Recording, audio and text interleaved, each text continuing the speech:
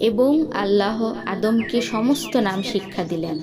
তারপর তাকে ফেরেশতাদের সামনে পেশ করলেন এবং তাদেরকে বললেন, তোমরা যদি সত্যবাদী হও তবে আমাকে এইসব জিনিসের নাম জানাও।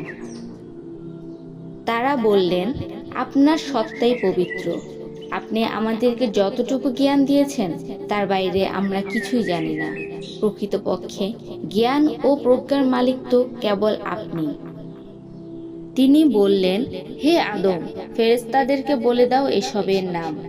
তারপর যখন তিনি বলে দিলেন সেসবের নাম, তখন তিনি বললেন, আমি কি তোমাদেরকে বলিনি যে আমি আসমান ও জমিনের যাবতীয় গোপন বিষয় সম্পর্কে খুব ভালো করে অবগত রয়েছি এবং সেই সব বিষয়ও জানি যা তোমরা প্রকাশ করো আর যা তোমরা গোপন করো। এবং যখন আমি হযরত আদম আলাইহিসসালামকে সিজদা করার জন্য ফেরেশতাগণকে নির্দেশ দিলাম, তখনই ইবলিস ব্যতীত সবাই সিজদা করল।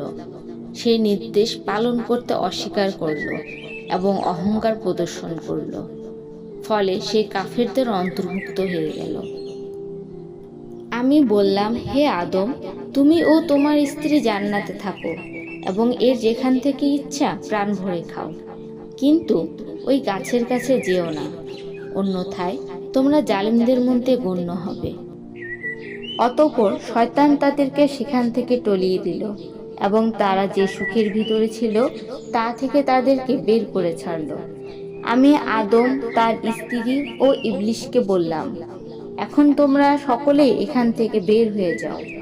তোমরা একে অন্যের শত্রু হবে আর তোমাদের জন্য পৃথিবীতে আছে একটা কাল পর্যন্ত অবস্থান ও কিঞ্চিৎ ভোগ।